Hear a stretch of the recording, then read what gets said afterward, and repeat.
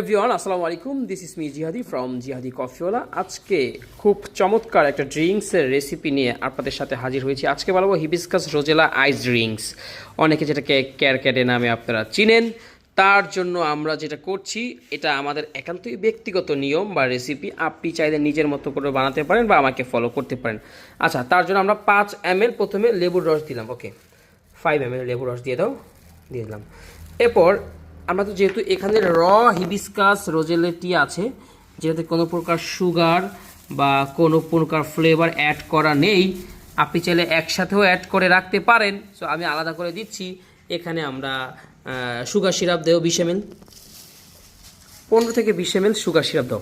So একদম sugar syrup, যেটা হচ্ছে যে আমরা আগে থেকে বানিয়ে রেখেছিলাম চিনির সিরাপ, যেটা সেটা আমরা দিয়ে দিলাম 15 ml দিলাম আর কি। হ্যাঁ, এরপর যেহেতু রোজেলা টিয়ের একটা টকটক ভাব ছিল, তার জন্য আমরা লেবুটা দিলাম যেটা টকটকটা আবারও ব্যালেন্স থাকে। এরপর হচ্ছে আমরা এখানে দেবো ব্ল্যাক কারেন্ট। ব্ল্যাক কারেন্ট তুমি দাও 15 থেকে 20 ml। সো আমরা 15 থেকে 20 ml ব্ল্যাক কারেন্ট সিরাপ দিয়ে দিলাম, যেটা দেখতে অনেকটা ক্যারকেরের ফ্লেভারের কালারের মতো, এই কারণে দিলাম।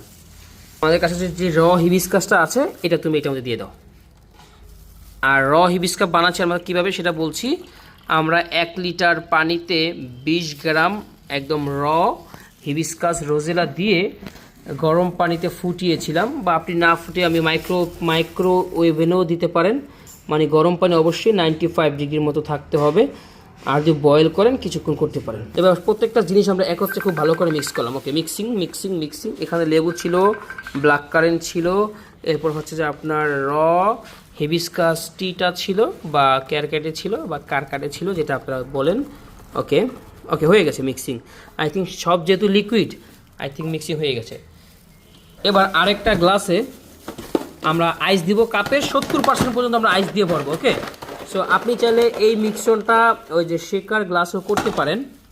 আমরা আমাদের কাপের 70% আমরা আইস দিয়ে ফিল আপ করবো, আর বাকি 30% স্পেস খালি রাখবো ওই মিশ্রণ করা হিবিস্কাসের সাথে। ওকে, দেখেন আমরা আইস দিয়েছি, এবার তুমি দিয়ে দাও ভরোটা।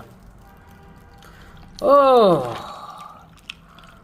Very nice looking, perfect. দেখেন একদম পারফেক্টভাবে আমরা 1 গ্লাস বানালাম। এবার আপনি গার্নিশিংয়ের জন্য আমরা লেমন স্লাইস কিংবা পুদিনা পাতা দিয়ে দিতে পারি। এবার টেস্টও দাও আমাকে।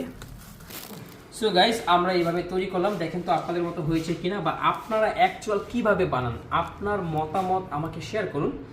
আমি একটু একটা সিপ নিয়ে দেখি যে কোনো কিছু কম বেশি হচ্ছে কিনা। যেহেতু আমাদের বাংলাদেশে এটা ট্রেন্ডিং বা খুব নাই,